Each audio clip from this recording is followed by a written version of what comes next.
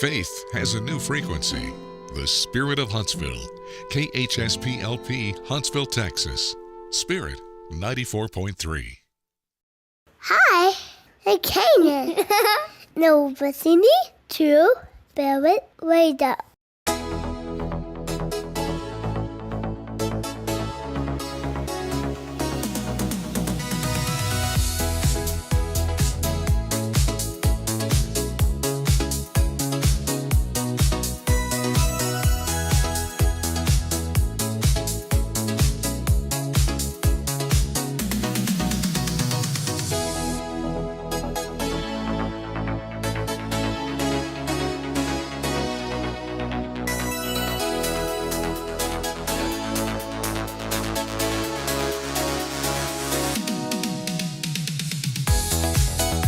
All right, here we go, everybody.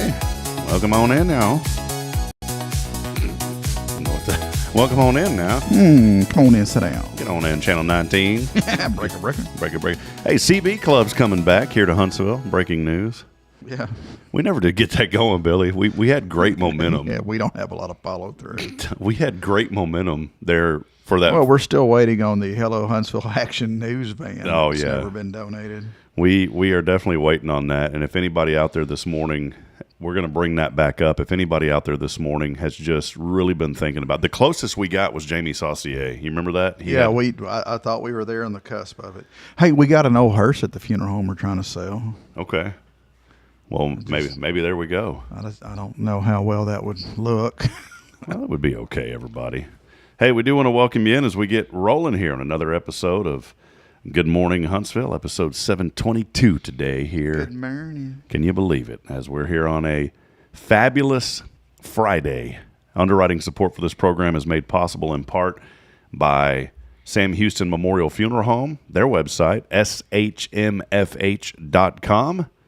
and also Elliott's Jewelers. He's online at elliotsjewelers.com. We do thank all of you for hanging out with us here on this Friday. And Billy, man, I wanted to come on this morning and say just a couple of things, man. It's a somber morning for me. I lost a pretty good friend unexpectedly, and you're in that business.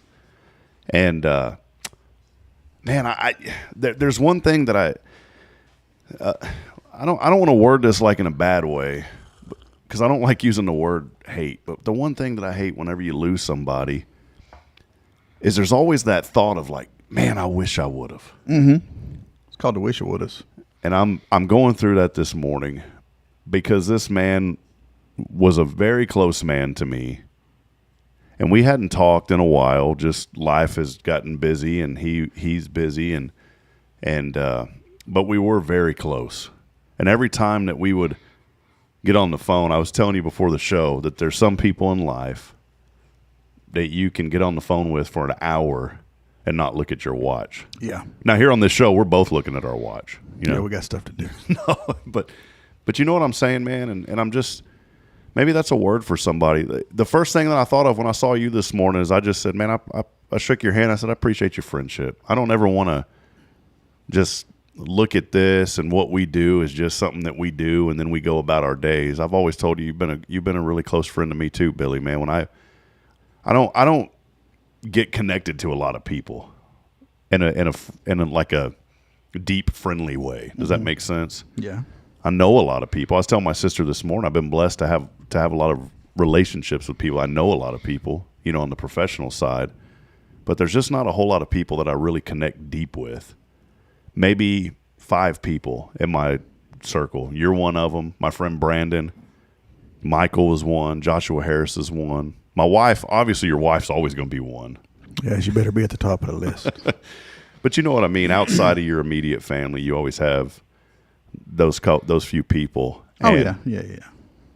I started thinking this morning that there's not a lot of people that just, and I'm not saying like this isn't anything for me, but it made me think about the people in my life. There's not a lot of people that will just pick up the phone and call to say hello or just send a text or just send a funny graphic or a funny, and you do that all the time. That's me. Yeah, I love a good Facebook Messenger.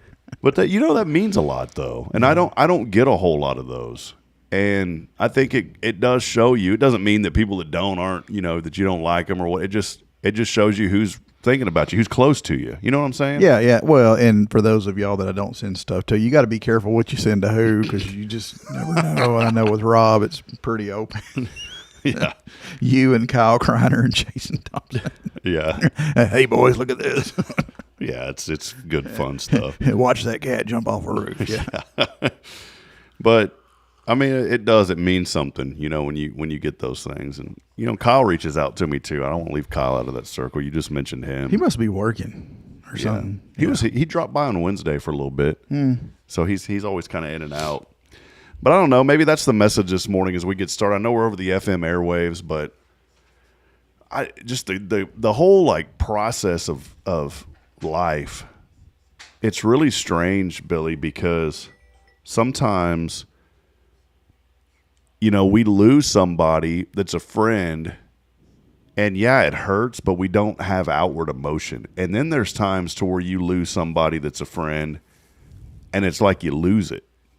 And last night, man, when I got that text message at 10:30 at night, and I'm so thankful for my friend Wally sending me that, because I had no idea.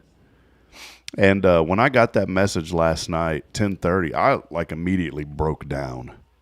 And I was laying down, Braylon, I was getting her to bed, and I was laying down, and I immediately broke down. And even this morning when I woke up, and on my way in, I said a prayer, and I said, Lord, help me to be like that man.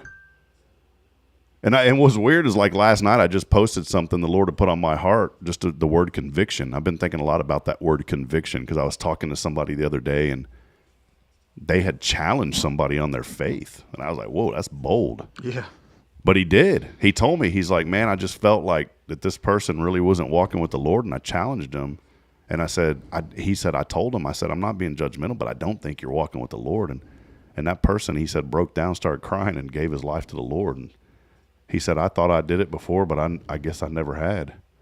And boy, talk about conviction. So that word has been, now I've given my life to the Lord. I feel the conviction. When I mess up, when there's things going on, when a word comes out of my mouth, I'm like, ooh, I probably shouldn't have said that. You spill your coffee. Yeah.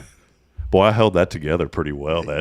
I think hey, Autumn, if you're out there, I hope I didn't scare you that day. Poor Autumn was in here, and she'd never, here's old Happy Rob, and the coffee gets spilled in it.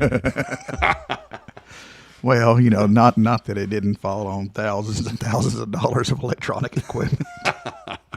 And sparks shooting up. There's always a reminder of the past. And it's because we don't clean real good. Yeah, you see this right here? Yeah, little brown coffee spot right there from this. You got to lick your finger and get that off. Oh, man. Hey, how's your buddy Nathan? Nathan, you saying Nathan Height? Yeah. Nathan's in that circle too, man. Okay. And I talked to Nathan. God, that guy's like a brother to me. And, I talk to Nathan probably once a week. And in fact, he was the first person I messaged last night after I told Bridget. And that Michael loved Nathan. Is he still coming down and helping you from time to time with broadcasting stuff, or? Yeah, football. Okay. He was going to come help do some baseball. There's a young man here that's been helping me, and I told Nate, I said, if you want to come, you can, but it's kind of it's a long drive. It's a long journey. It's a long drive. And I want to make sure that I have some resources to give him gas money and those kind of things, and pay him a little bit. And this year I'm just kind of made enough to pay the babysitter, if that makes sense. Yes, fully aware. So that's kind of where we're at on that for New Waverly baseball. So, well, hey, let's take a quick break, Billy. This intro was kind of scattered, and I apologize. Our friend Jack is here. We're chasing squirrels. Yeah. Jack is here this morning, and he's at the door, and I forgot to unlock the door. So should have been here earlier. Yeah, should have. Well, I'm just scatterbrained today. Normally, the first thing that I do when I come in through that side door is I push the thing and I latch it, and I didn't latch it this morning. Because there was some yahoo here talking to you. Yeah. Yeah. Wasn't you? Yeah, it was me. It was some yahoo flying around in my brain. Well, hey, we'll take a break. We're going to keep it on the FM. Jack is here. He's going to share some stories with us this morning for a few minutes. And so we'll take a break. We'll be back in a moment. Underwriting support brought to you in part by Sam Houston Memorial Funeral Home. Good Morning Huntsville continues when we come back. Stay with us, please.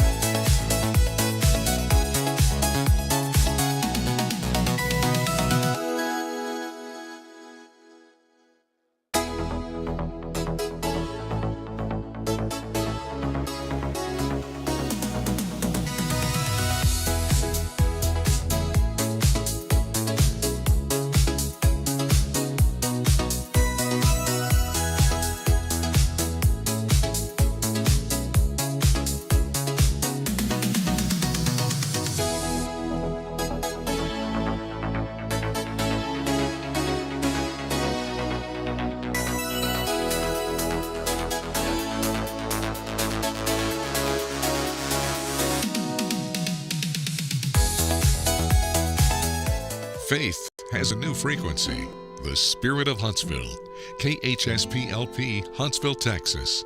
Spirit 94.3. All right, friends, back at it as we continue on. I got Billy's favorite song on here. You know, Billy and I spent a lot of time composing this. We spent what? Keep having to play that same riff over and over and over on my little Casio keyboard that I got from Walgreens. Yeah. That's what it sounds like. Oh, well, welcome in, everybody. Oh, I remember getting one of those as a Christmas present. With it took like the 2 AA batteries. Yeah, and you could push that one button and it would like go through like stuff like this. It was already pre-programmed in there, and you would like hit one of the keys and it would change just a little bit. Oh, man. We were all going to be musicians. It didn't work out too well for me, but thank goodness for someone who knows this technology very well now. Thank goodness for the world of AI. It's Al, right? Al knows all that stuff. Al knows it, Al and knows none it. other than our great friend, Mr. Jack Durish, joining us. Jack, good to see you. Sorry I kept you locked out today. Well, good morning. I was late. No, you were on time. In my sense of time, you were on time. Okay. You got here before the show was over. You're on time. Yeah. Well, Jack Durish hanging out with us today, and I wanted to keep this over the FM. Jack, always a privilege. You became just a great friend, not only to me, but to this program, and I feel like to our audience as well. And I think I told you last time you were on, one reason I enjoy having you on and sitting down, you know, you remind me a lot of my dad. And I'm thrilled every time you're here. So thank you for hanging out with us again today. I enjoy it. So it's always good. Well, Jack, let us know what's going on. You know, I know last time we were talking about things going on with the VFW and some other events, but I just wanted you to come on. And this morning, I know you wanted to share some stories and whatever's on your mind. This is what I love about Jack, Billy. Is whatever's on your mind. Jack always has like a we'll call it Free Flow Friday. My mother said I was vaccinated with a phonograph needle, and I just could never shut up.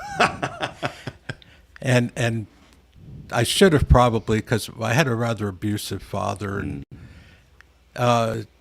it just tended to tick him off. And boy, I came out clean with that. Tick him off. Good. Yeah, we're on the radio, so thanks, Jack. Doing great.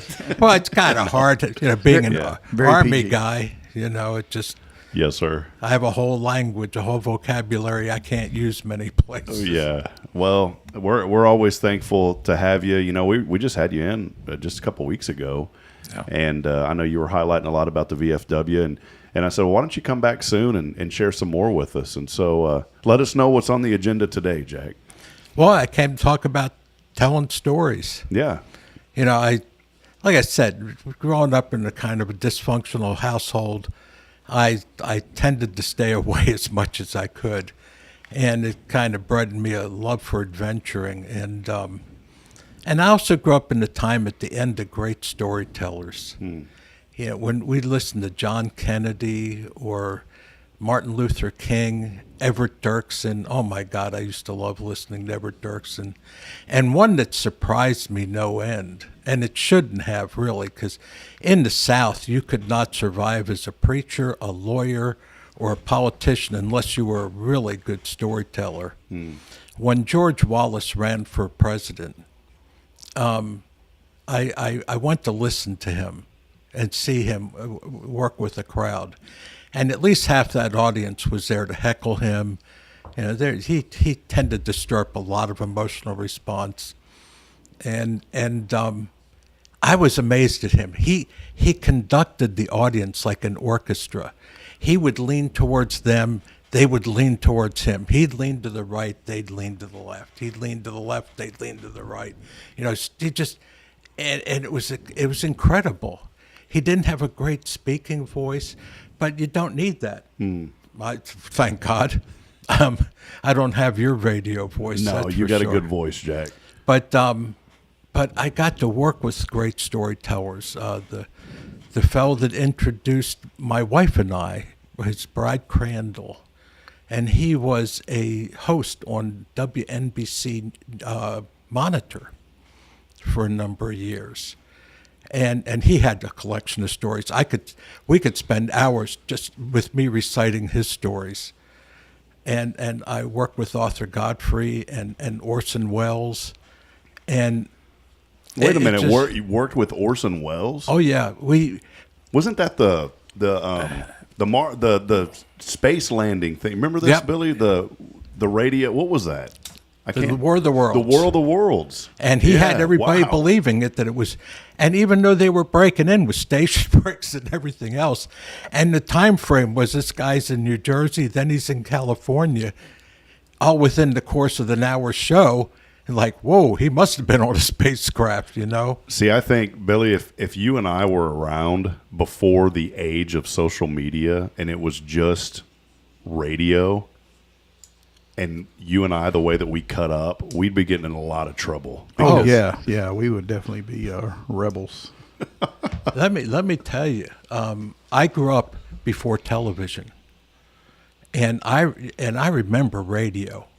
You know, this guy'd come on the radio and say, "Turn out the lights," and I was the idiot. I turned out the lights, and then I hid behind the sofa, and you'd be terrified. You know, when the movies started coming out and the guy come out in a rubber suit, you go, "This guy in a rubber suit." But you couldn't see the rubber suit on the radio. No, in the radio. And I remember one interview with Orson Welles. He said, "You did everything. You did film, you know, Citizen Kane, one of the greatest films. That was his production, and he starred in it. And he was in radio, and he was in television. He did everything." And he was asked the question, "What was your favorite?" And we'll take a station break so you can think about your answer. And he didn't. It was radio. I said, "Why?" And he says, "Because the audience participated with you. Mm-hmm. You fed them just enough information, and they would create the scene, the most believable scene in their head." And they had him in New York. He'd be running this radio show up a flight. There was an elevator waiting for him to take him to the studio, a few floors up, and he was the voice of the Shadow. He was the voice of so many of famous radio fictional characters. But he was selected to be a spokesman for Vivitar Camera, and I said, "You're idiots." I know he's great. He's absolutely great, but he's got no consumer believability, and the campaign flopped. I mean, he was magnificent, but it just flopped. How did you get into this knowing him? I mean, it was a commercial venture. You know, the company I was a creative director with this company, and they wanted to run this campaign, and the product managers, they said, "Well, we got to have Orson Welles." I'm going, no, you don't, you know. And so the next year he said, "Well, who should we get?" I said, "Arthur Godfrey." Now, I think Arthur Godfrey was oh God, how do I clean this up? Not a nice person. and my friend Brad Crandall had personal relationship with him, and he hated him. Everybody hated him. But the man was believable. Remember, there was a time when detergents had phosphates in them to make the clothes brighter, sparkles. Mm-hmm. And it turned out that was bad for the environment. So he advertised it, and the company said, "We don't have phosphates." And then they found that he did. And he got in front of the audience and said, "I'm sorry, folks. I've been telling you a lie. And I don't do that. This has phosphates. Don't buy it." And he tossed it aside. And so you're saying that this there used to be integrity. There was integrity there. There really was. And so we had him run this ad for these pocket cameras. And my God, these old grandmothers were walking in the stores. "I want 8 of those Kodaks that Arthur Godfrey's advertising. They're not Kodaks. I don't care. Whatever it is, that's what I want. I'm giving one for each of my grandkids." We sold cameras out the warehouse, and just truckloads going out. And it was a great success. It just, you know, it was integrity. And it made all the difference in the world. Well, Jack, I love whenever you come and tell stories, and this ties in, I really believe, Billy, a lot with what I was leading with this morning about friends. Mm-hmm. And how many times have you said, I mean, you're in the business, Billy, of being with families and hearing stories. That's the only way to really connect with somebody.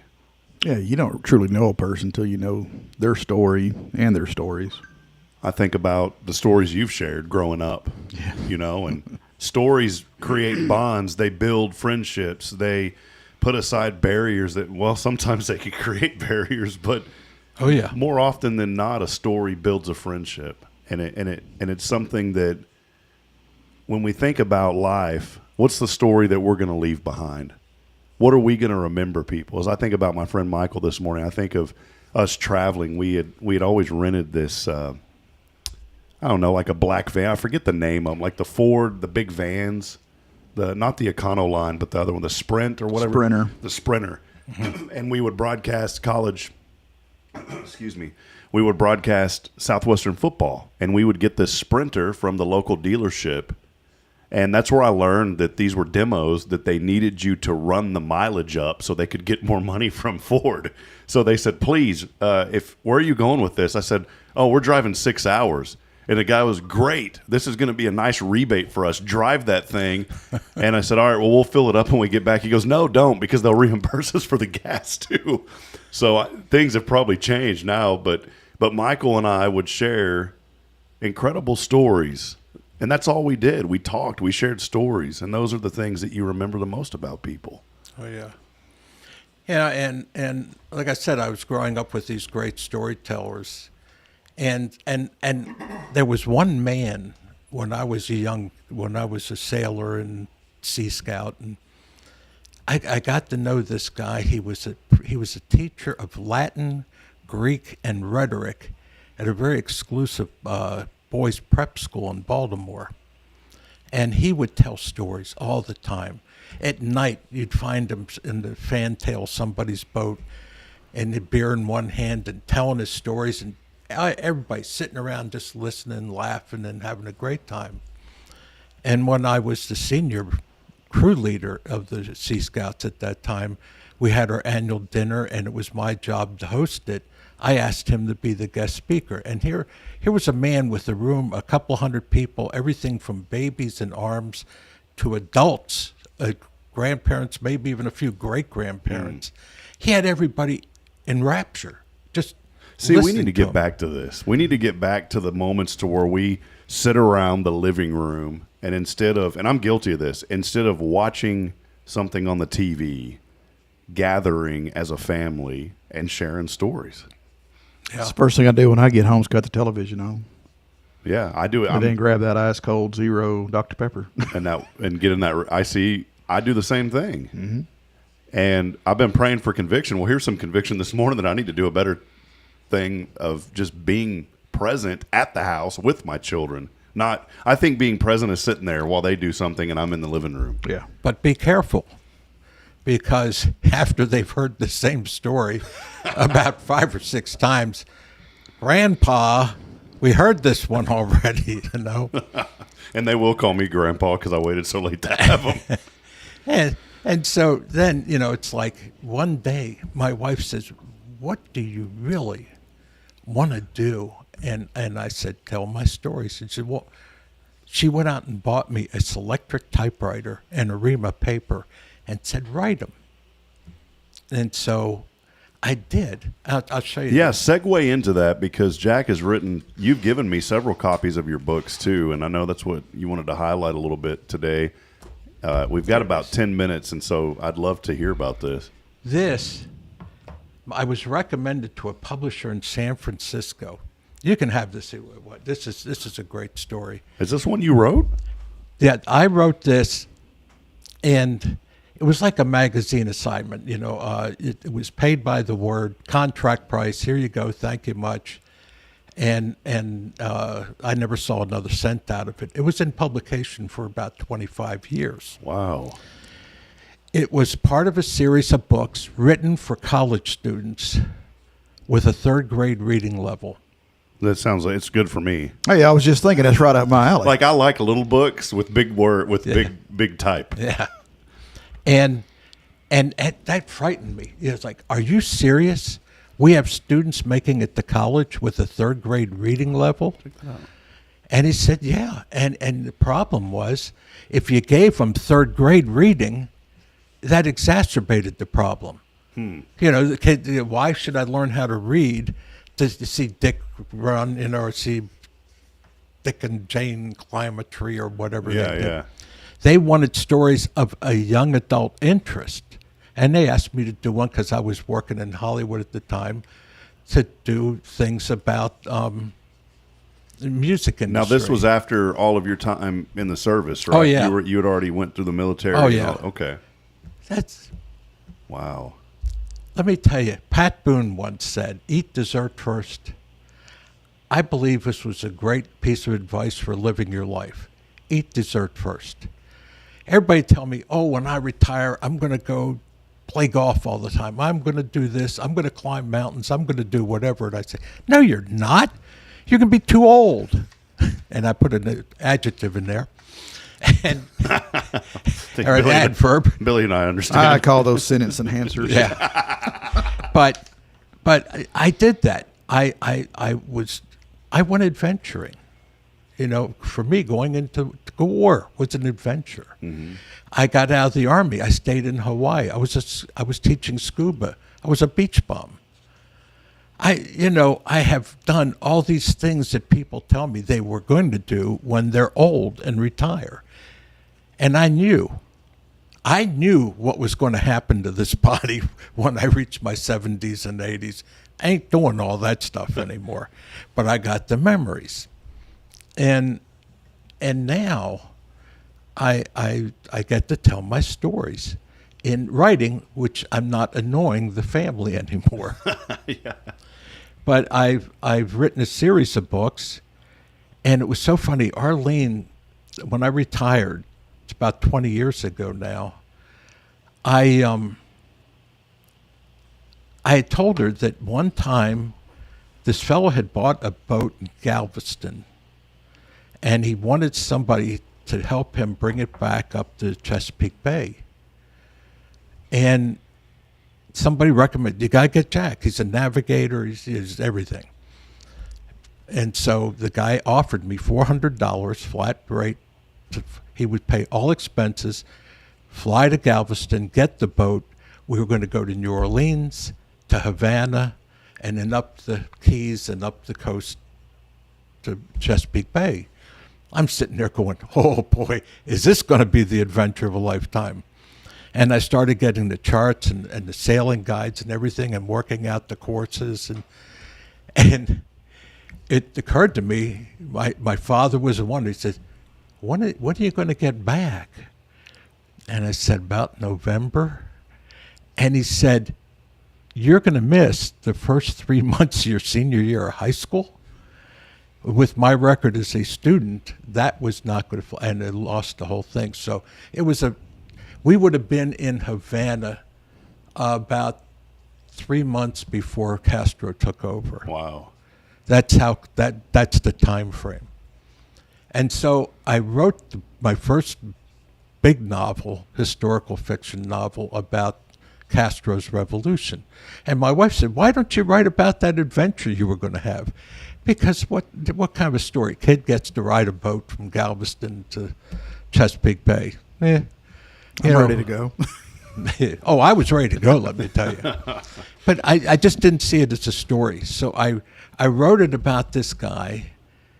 It's like me, a former Army officer who has got some skills, and he is going to explain to the government what is going on in Cuba, because they don't trust the CIA, they don't trust the ambassador there was an old World War I buddy of Eisenhower who was president at the time, and they were starting not to trust that he was telling the truth. And so this guy was supposed to go in there and figure out what is really happening in Cuba. I studied Cuba from pre-Columbian times forward to the modern day. So I'd have all the background, really understand the culture, everything. The big question, were you enjoying a cigar while you were studying this? No, I stopped smoking. No, I'm just kidding. You know what? I used to smoke in my younger days. I gave that up, thank God. But and on my website, by the way, I actually have in my blog a lot of that history that I found about Cuba. And I'll just give you one interesting thing. Castro was not a communist. He flat, and this is becoming an interesting issue today. Cuba's back in the news. Yeah. But Castro was not a communist. After he won the revolution, he had sugar to sell, and he needed the dollars from that to buy what the island needed, from fuel to everything. They basically had sugar. And so he went to Washington to visit with the president to say, I'm now the president of Cuba, and I'd like to have the same trade agreements at least, and so on. And Eisenhower would not meet with him. Eisenhower did not like him. And he basically sent Nixon to give Castro the bum's rush. He forced Castro to go to Russia to sell his sugar. And that's how we ended up with a communist foothold right there 90 miles from America. Well, Jack, you've written about the book title. Again, Jack Durst joining us. We've got probably about 5 more minutes here as I'm looking, Jack. I don't want to rush you because I always enjoy having you. The book, I wanted to kind of, you're highlighting this book. This one is the one of them that's on Amazon. Is this The Accidental Spy, or which one is this one? This one is called The Last Spy. The Last Spy. Okay. There's 3 books in the series so far: The Accidental Spy, The Reluctant Spy, and the Last Spy. But he's not the last spy. There's going to be one more, and I'm really struggling coming up with a title. It'll be my Vietnam book, and then that's the last of the series. Because again, the story there, I mean, we are such idiots when it comes to diplomacy. I'll give you one example. When Iran and Iraq finally stopped fighting, everybody who had been paying Saddam to fight the Iranians wanted their money back. They were calling in their loans. But they were glutting the market with oil, and he couldn't sell enough oil to pay it. And he was pleading for help. And he said, I'm going to go into Kuwait and take over their oil. They are the worst, okay? They contributed nothing to this fight except money.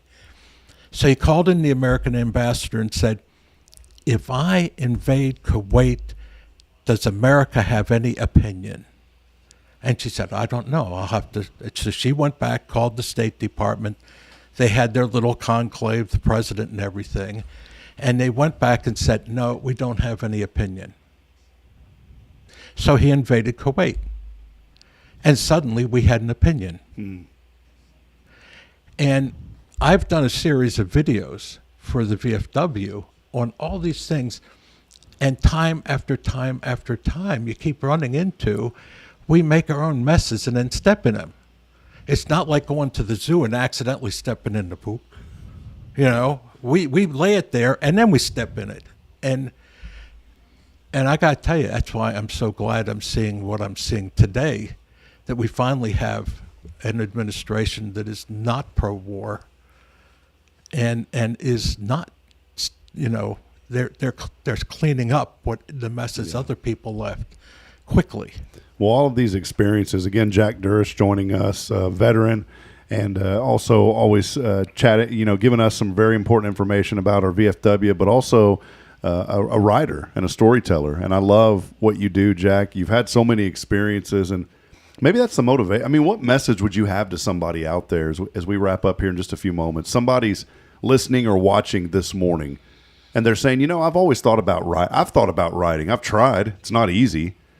But what would you say to that person, that is thinking about putting down their stories on paper to share with others? What does that process, kind of in a nutshell, look like? Don't quit your day job. Yeah. Honest to God, if you look at Amazon as an example, they have millions of titles for sale. They have hundreds of thousands of people self-publishing on there, and a lot of it's really bad. It's not well edited. It's terrible stuff. And out of all those people, there's maybe a dozen who are making a living at it. Out of all those hundreds of thousands of people, there's maybe 12 making a living. Don't ever forget that. if you're looking for a way to make money, this is not it. Well, Billy, there goes your book. Yeah. Well, I just, and so many people have 1 chapter, 2 chapters done. It's taken me 20 years to develop an author's voice. I had a storyteller's voice. Mm-hmm. I could tell you, I can look a person in the eyeball and tell them a story. And I got people in Australia who've seen videos of me telling stories. You're popular down in Australia. But it then took me 20 years to actually write those 3 books. Wow. Because I had to keep practicing and editing. Oh my God, it was Hemingway who said, "Write drunk and edit sober." It's the editing is the hardest part.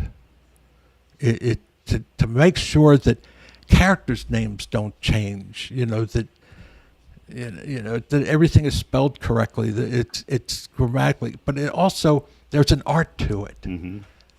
And it's hard work. I've done everything. I've gone to war. I've been a bureaucrat. I've worked at all kinds of jobs. I've created and failed at jobs all over the place. And physical labor, all kinds of things. I've done the dirty jobs as well as the best jobs. And writing is the hardest work I have ever done in my life. It's lonely. It's just you and the storyteller in your head telling you the story and you trying to figure out how to make it work on paper. And it's you don't get a lot. Fortunately, I have a wife who's great at encouragement. She has encouraged me all the way. But I kind of think of it too, maybe as just a time of peace. There's so much noise in this world that we're engulfed in. It's terrible. I feel so badly. But I think when you're writing, though, it's kind of a time of peace, right? Where you not for you. In my head. See, Billy, this is maybe I don't want to write. No, it's different. I think visually. Gotcha. In my head, I see the characters, I see what's happening, and in war stories. Yeah, I know those are tough. And I actually most of my stories, it's from behind the lines. What the refugees are going through. There's an old African proverb: 2 bulls fight, it's the grass that suffers. And in my story, there's a lot of suffering. Some kid caught behind the lines. He's a 18-year-old ranger stuck behind the lines. That's in The Accidental Spy. And he is competing with refugees for the bugs in the ground to eat. Wow. And to be warm in Korea in the middle of winter. And he knows if any of those refugees figure out he's an American soldier, they are going to denounce him to the enemy so they get some kind of favor. So he's got nobody he can turn to. Wow, man. And meanwhile, he's seeing all this suffering, all the death. And in I don't know if you've read that one book yet, but it actually, everybody knows about the landing at Incheon, The Chosen Few. I actually have, my book is bookmarked, or is between 2 events. What happened at No Gun Ri, where American troops killed civilians. They were afraid, and they were poorly led, they were poorly trained. This was early in the war. And it was like the massacre in Vietnam. And at the other end, you have the battle of just name it. Somebody's name's go out of your head, but it's the Gettysburg of Wow. the war. So, you'll learn history. My history is absolutely well researched, but my whole goal was to give fictional characters that they could inhabit to live the history. So people come back to me all the time saying, I actually had to go pick up maps to see if this really was a place and if that really happened there, and it did. Yeah, that's great. Well, I know, Jack, again, we appreciate you so much. Friends, there's more information on the website, jackdurish.com. All of his books are there. There's also a blog there as well. And these books are available through many different outlets, and so you can find all the information that you would like to find. And I'll tell you, Jack, you've just became an incredible friend and a mentor to me, whether you realize it or not. And like I said, just someone that I thoroughly look up to. You're always welcome here on this program, and continue the writing because I think you're doing just a fantastic job. I didn't even know about this one, and so every time I meet you, there's something new that I learn, my friend. Oh. Hey, it's eat dessert first. That way, that's how I have so many stories to tell. Because I used my youth to have experiences. Now I got memories. Yeah. I've already read a couple pages in this book, and since I'm on a 4th grade reading level, like I'm going to try to finish it now. Yeah, it's one of those that you're like, wait a minute, I need to finish this thing. that done got me from the hook. Well, Jack, thank you so much, and we appreciate you. And please come back again. Schedule another time, here in the next few weeks, and come back, and we'll talk more in depth. Today, we got to get rolling a little bit early as I've got to head out and help our Rotary Club. But I do appreciate you. You're always welcome. You have the link, and so please use it and come back, and we'll share more about these stories and whatever else is on your mind. This is we. Oh, you don't want to go there. We'll go off the FM, Yeah. The paid version of the show for that one. Well, Jack, thank you, my friend. We appreciate you so much. Hey, I appreciate you. And I got to tell you, everybody, I've worked with a lot of really good broadcasters, and I really would like to come back and tell you about some of those experiences. Yeah, that would be great. But you're really blessed to have Rob Hipp here in Huntsville. Well, Billy too. Billy. And let me tell you, I haven't worked with Billy in that sense, so I'm not. I don't want to put that down. Friday's the most watched show. I've listened to you, and you are as good an interviewer as any I have ever heard. And I keep saying you should be in the big markets, but you want to be here. Yeah, and we love this community. You're lucky. This town is lucky to have you. Well, I appreciate that. I echo that back to everybody else because we're so blessed to have folks like Billy and you and Jack. And I'm telling you, that's what we talk about it, Billy, don't we, on the show every single Friday. We talk about how good this community is. And somebody could throw $1 million in front of me to do something else somewhere else, and I'd turn it down. I really believe that because I've learned a couple of things in my 42 short years, and one of them is not about the money. We had a great opportunity in Fargo, and we were doing fine, but I was missing something. Is somebody going to offer me the $1 million? Yeah. And then, because I'm ready. See, what I was doing, though, is I'm telling Billy that if there's the $1 million coming, then he takes it, then he just gives me half, and see, I'm still winning. No, I'm just kidding. All right, wait a minute. But for a small fee. Billy, how old are you? 45. Oh, okay. So the two of you combined are 2 years older than me. Man, that puts it into perspective. Well, I can't do nothing about it, so there you go. Well, Jack, thank you, and thank you for your kind words. And like I said, I echo that back to you because we are blessed to be here and so many great people. We couldn't be doing this, for three plus years now if it wasn't for this community and the support that we receive and underwriting support that we receive from folks such as Sam Houston Memorial Funeral Home. We appreciate them and all the folks who help us to make these programs possible. And the whole point of it is to highlight different people in our community, to lift them up, and to showcase the good. And Jack, you are one of the best, and we appreciate you very much, my friend. Well, thank you for having me. You bet. Well, we'll take a break. We're going to go to music and programming on Spirit Radio. Billy and I will come back, and we'll wrap it up on social media. Stay with us as we continue promoting and celebrating the good. This is Good Morning Huntsville. Thank you, Jack.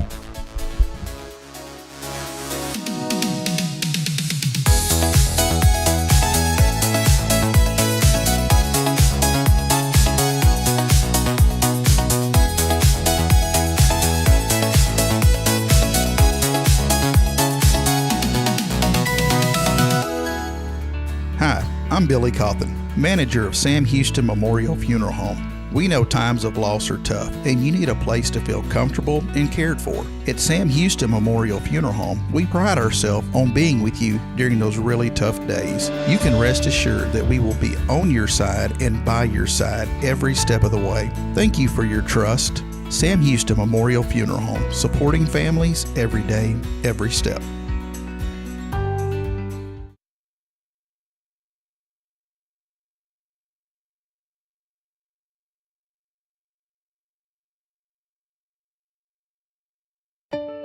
At Tomorrow's Promise Montessori Schools, we're not just a place where children pass the time. We are not a daycare. We are a child care center focused on the growth, learning, and discovery. Every day, children engage in meaningful activities that build confidence, independence, and a love for learning. From reading and math to social and practical life skills, our students are active participants in their development. Ready to give your child something more? Visit tomorrowspromise.info and discover what makes our school different. Tomorrow's Promise Montessori Schools. Education you can trust.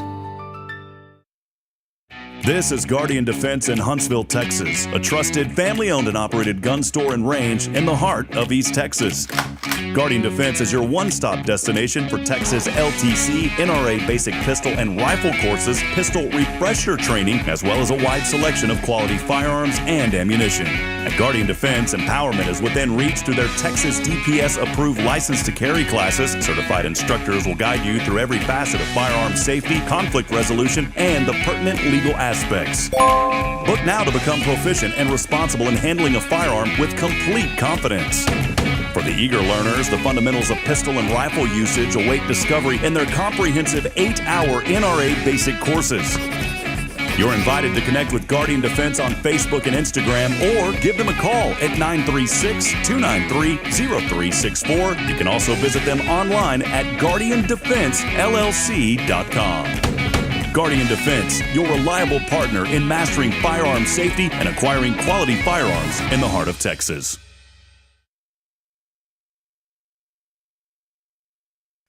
Are you ready for a better way to bank? Join Walker County Federal Credit Union today. As a member, you'll enjoy low-cost loans, no annual fees, and easy online access. We're not just a credit union. We're a community dedicated to your financial success. Experience friendly service tailored for just you. Why wait? Join us online at walkercountyfcu.com or drop by our location at 1802 Normal Park Drive, Walker County Federal Credit Union, member NCUA.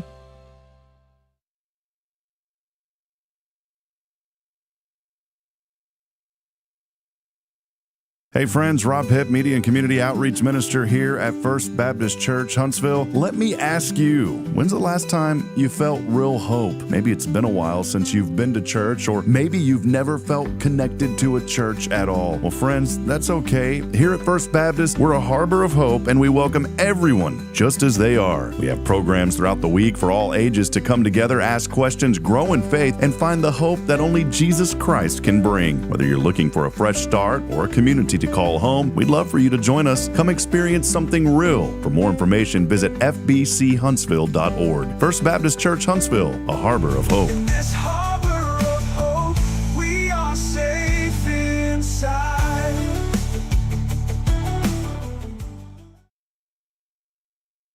Hey friend, Rob Hipp here for Elliott's Jewelers. The new year is here, and what a better way to start out the new year than celebrating the moments that matter the most. And you can do that with Elliott's Jewelers here in Huntsville. Whether it's an engagement, an anniversary, a birthday, or maybe just a fresh start, Elliott hand selects every diamond, and he creates meaningful pieces that are designed just for you. There's no crowded showroom, no pressure, just personal attention and jewelry that tells your story. So again, start the new year with something timeless. It's Elliott's Jewelers here in Huntsville by appointment only. Book online at elliotsjewelers.com.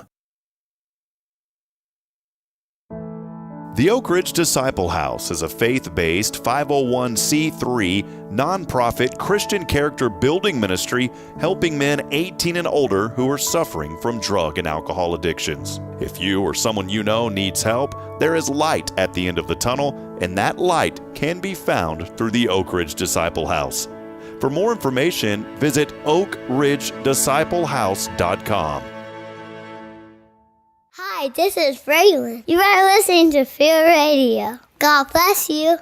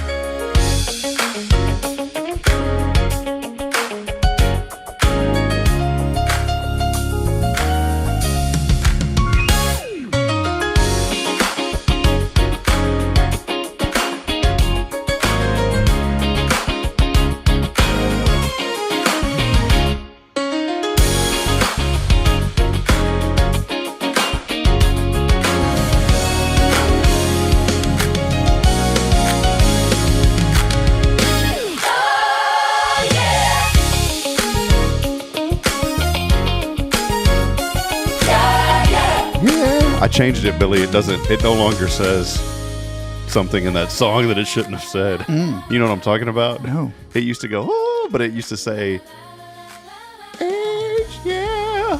Oh, I didn't notice. Yeah. No one really noticed I just like the beat. two or three people. You like that? Yeah. All right, here we go. It's Billy Cauthen here.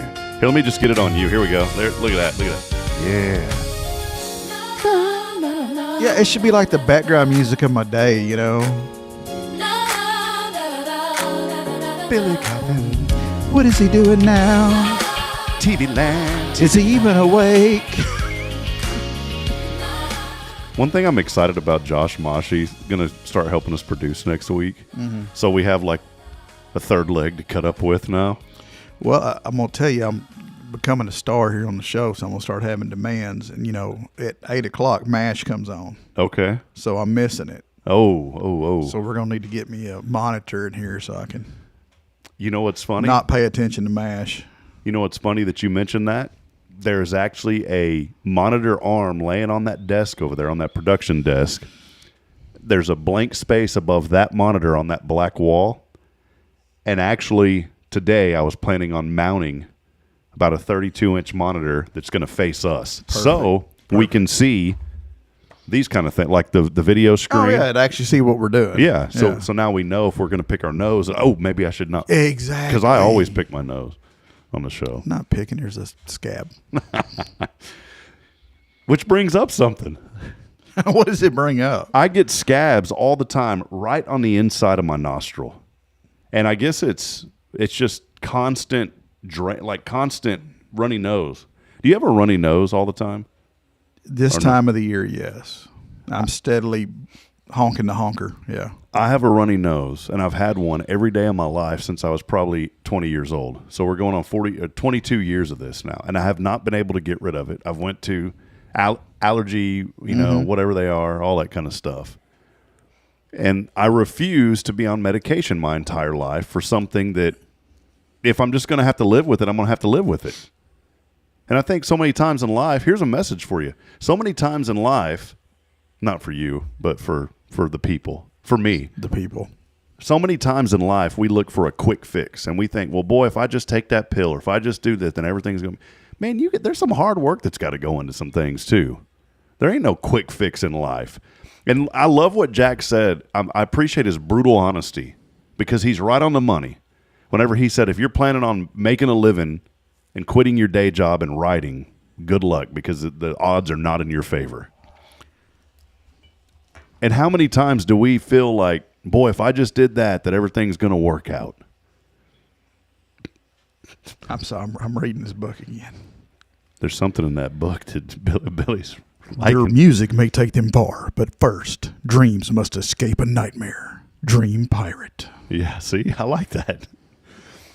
But he was right, and I think today maybe that's a word that don't look at the 0.01% around you that have just got lucky. Because there is truth to that. There are some people that just get lucky. They're born into something or something happens or the right thing at the right time happened. That book's in 1981. That's cool.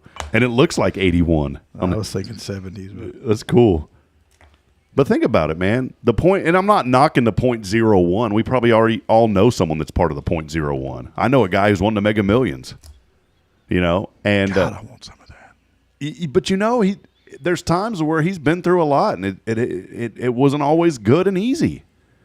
It's not like his world. Yeah, financially things got easier for him, but a lot of those people, they get that, and then a short time later, they're worse off than they were before. Yeah, it's just he's managed it pretty well. I mean, I'm willing to give it a shot. the way that he's done pretty well with it. This right here. Okay, listen. This right here is true love. He didn't buy the ticket. His wife bought the ticket. So she really won it. Mm-hmm. And you think, what's that old song? Go on, take the money and run. Whoop, whoop, whoop. Oh, that's oh God! It just You remember that song? Yes, but it just the artist just totally. Steve Miller Band. The Steve Miller Band. That's it. God, I haven't heard that one in years. You know that song? The official video of that song only has 18,000 views. Now that baffles me. That should be a 2.5 There's million. a video to that song? Well, yeah, like a music video type deal, you know. But I'm looking at their official page, the Steve Miller Band official video. I'm looking right here, 13,000. There's no way that can be right. What about Fly Like an Eagle? I want to fly Like an eagle. You know what I think of every time I hear that song? USPS. Yeah. So, Which I'm not necessarily seeing eye to eye with right now. okay, never mind. I clicked, even though Google said 15 or 16. Did you Google it? Well, I clicked on it after Google result, 15 million views on that video. Okay. That sounds about right. That's a little better. So, well, hey, real quick, Billy, something coming up. You guys have always been a big supporter. I know y'all are going to be out there this weekend. Pretty much any event that's going on, you guys are a part of. You're telling me, brother. But this weekend, one that really, really has a deep meaning and an impact on this community. It's our good friend Deanna Irwin, her husband Billy, two tremendous folks. The Pineapple Run gets underway tomorrow, and I heard through the grapevine you're going to be out there. Yeah, I'm going to be out there with the fire department working first aid or whatever it is they tell me to do. And when I talk about Billy, I always refer to him as the other Billy. The other one. I think he does the same to me. So. There's love him to death. Go, good man. God Almighty, he's a good man. Bridget Maloney, whenever she and I, we're friends and we talk quite a bit, and she always says the other Bridget. So it's not like I'm talking like, oh, I went to lunch with Bridget. Whoa, wait a minute. You took your wife to lunch? No, me and the other Bridget. The other Bridget and I had a meeting. Oh, man. But this is a great event. I want folks to come out. I'll be out there in the morning. Tomorrow's going to be chaotic. Nonstop all day long. Because you probably got a lot going on, that's only in the morning. Yes, that's only in the morning. Ooh. So those of y'all that are running got to pick up the pace because I got somewhere else to be. Yeah, I'll be out there for that. And then this is really cool. I forgot to even mention it this week. There's a young lady at our church. Her name's Sarah Godallion. Brian Godallion. You know Mr. G. Yeah, I know Mr. G. Well, Sierra is she has to do a project. That girl has a heart of gold. I don't know if you ever met Sierra or not, but she is just tremendous young lady. And it's Mr. G's granddaughter, and she is just phenomenal and very well spoken.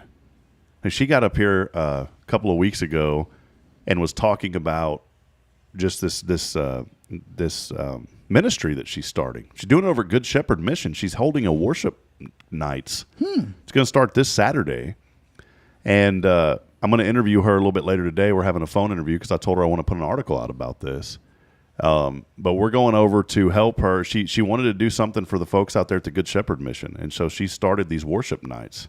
And there's going to be a message, and then there's going to be worship. It's really incredible right there at the Good Shepherd Mission. And I think that's so cool because we talk all the time about we want people to come into the church. Well, how about we bring the church to them? Yeah, take the church outside. And that's what she's doing. Yeah. I mean, this young lady's not even out of high school yet. And she had this idea for a project, and it's going to turn into something. I already know the Lord's all over. It's going to be great. But we're going to the Peyton Irwin run, the Pineapple Run for the Peyton Irwin Foundation, doing that. If you need a Band-Aid, stop by and see me. Yeah. I'm going to purposely scab up my elbow. We're doing that, and then I'm taking a sound system over to Good Shepherd. Mm-hmm. Then there's a fish fry at 11 that we're going to try to drop by. You already tell what's happening here. Mm-hmm. We're already 3 events in, and it's not even noon. Yeah. And then that afternoon, a friend of mine, their little girl's having her birthday, so we're going to drop by that. And then right after that is the Rotary Wine Quest. This could possibly be the busiest Saturday of the year. Absolutely. And I was talking to a lady here at church yesterday about all this stuff going on, and she said, you need to slow down. And man, I'm telling you, Billy, you know this better than anybody, that it's easy to say, okay, yeah, and I'm not complaining. I want to help out, and these are all things that I'm very passionate about, and I don't regret it, but it's one of those where it all just falls on one day, and it's easy to say, oh yeah, no problem, I can help with that because it's only going to be an hour. But then all of a sudden it all falls on one day. There ain't nothing. It's an hour. If it's an hour long, there's 2 hours before and 3 hours after. So yeah, it's a 6-hour deal. So that's kind of where I'm at. And then Sunday's church, and then all of a sudden I got an email from the city, and we're going to be out at Junkapalooza. Ooh. You ever go out to that? No, I have my own junk, and it's a palooza. It's paloozing around the house. God, yeah. And I can't seem to throw any of it away, but Jacqueline, on the other hand, can throw all of it away. And if you're not careful, she'll throw you away with it. And I just, yeah. Are you a garage sale type guy? Yes, me and Jay Money, we be hitting up the garage sales and the estate sales. Do y'all really? That's part of, she's my work daughter.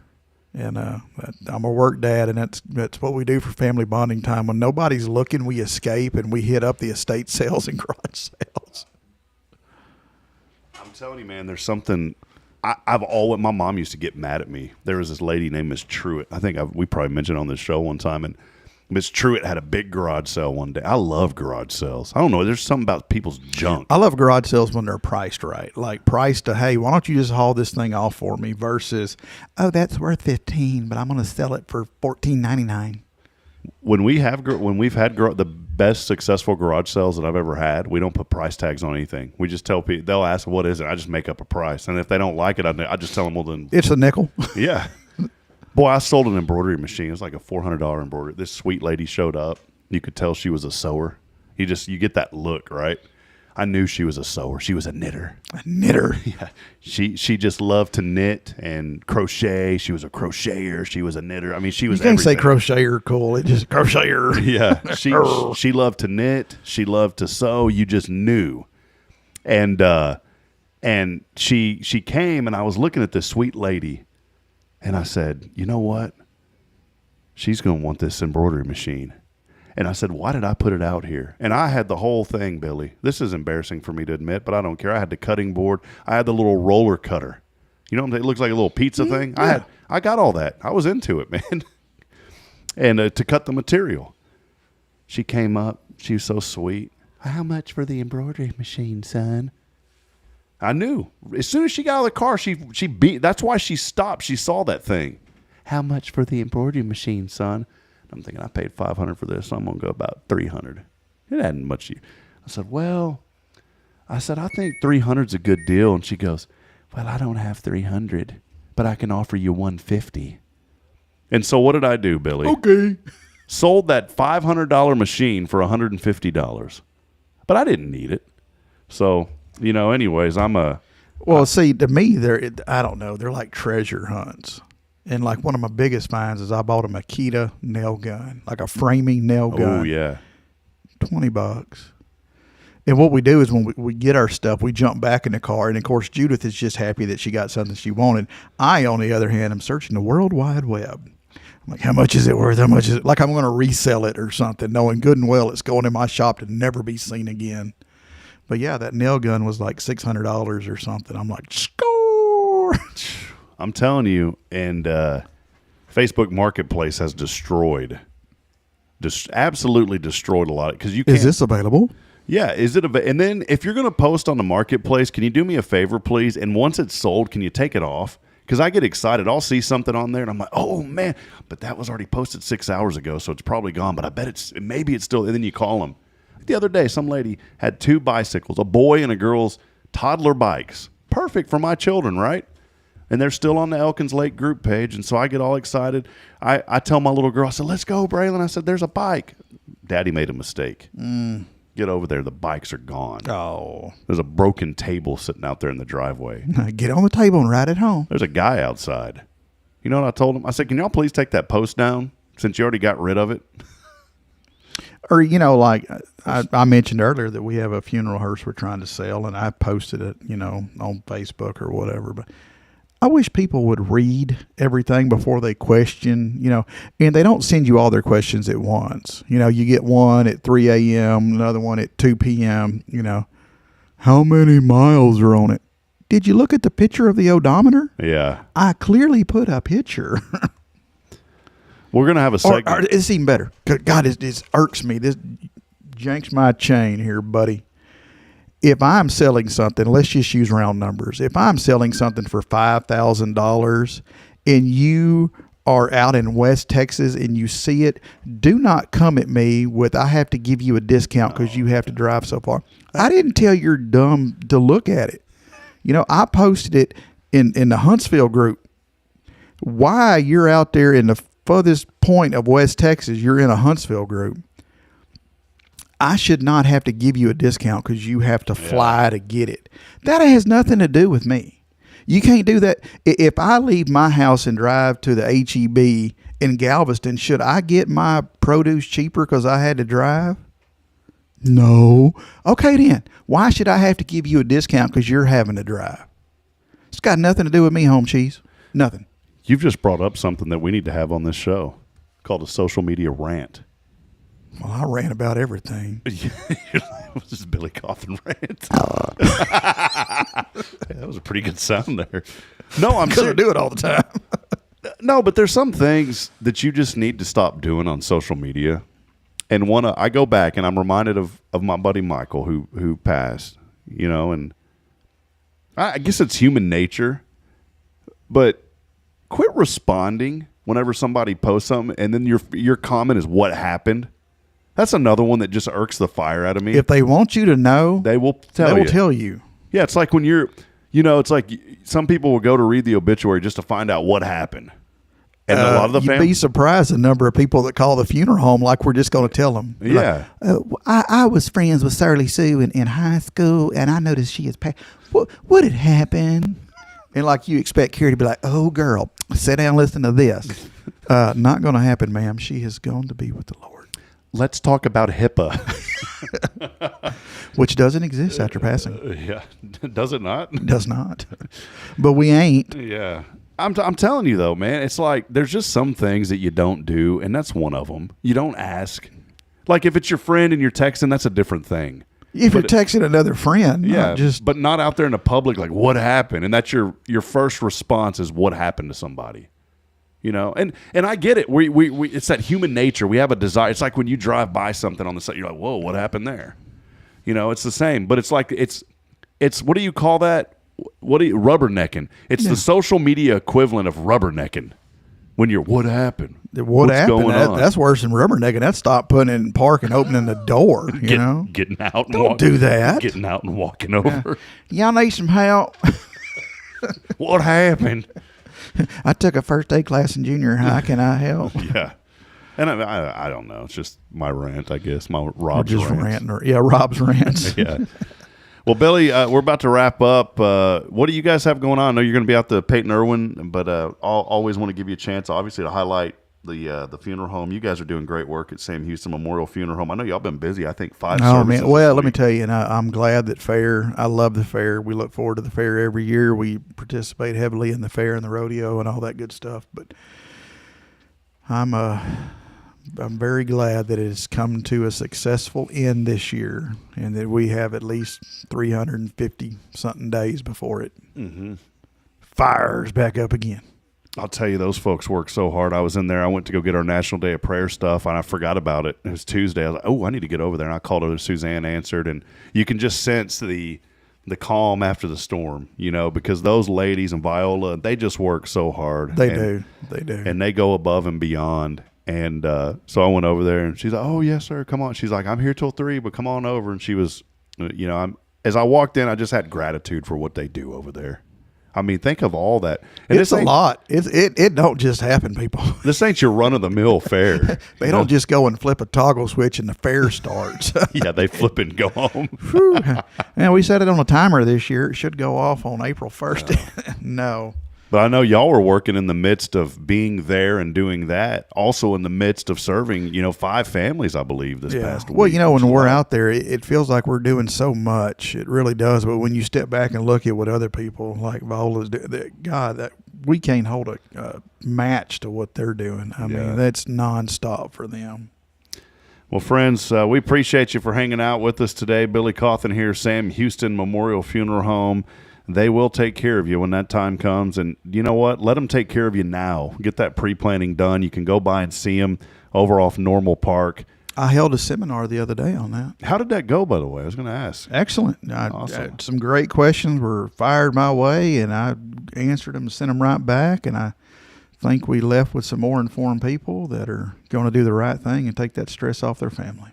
people don't want to think about mortality. It's something that nobody wants. Well, to and here's the think deal, about. people. If you get a pre-planning guide from us, it doesn't have like a date stamped on it. So, it's not like you're signing your own death warrant or whatever. It just, you're pre-planning. You're just making a plan. Same way you'd make a plan at your house if a fire broke out. Just you got to have a plan. You got to have an action. So go get it done. Sam Houston Memorial Funeral Home. Billy will be there. Judith will be there. Jason, somebody will be there. They're always there. Belinda will be there. Somebody. We're always there, and I'm always gone, but we're always there. I'm the king of running errands, and I forget to tell people that I'm going somewhere. So, Carrie, when I call Carrie or Carrie calls me, it's not hello. It's, are you here? Yeah. Kind of like Reagan Cooksey. Are you listening? It's her. Are you here? Kind of like no hamburger or hot dog. Hill country or the Gulf Coast. By the way, did you see that baseball fight that broke out a couple of days ago? It was with the Athletics. I gave up on sports. Man, it was. I went back and watched Jason and I played it yesterday on lunch break. They were the announcer was so involved in calling. Oh, here he goes! Oh my goodness! And then I went back and I listened to the Nolan Ryan and the Robin Ventura fight. Same thing? No. So much more so much more professionalism. The announcer on TV goes, "Oh no, here he goes," and that was it. And then it was just, and then it's just like, I can't believe that happened. And there was silence for like 2 minutes while they were fighting. Well, it's because you really don't need to narrate a good old Southern butt whooping.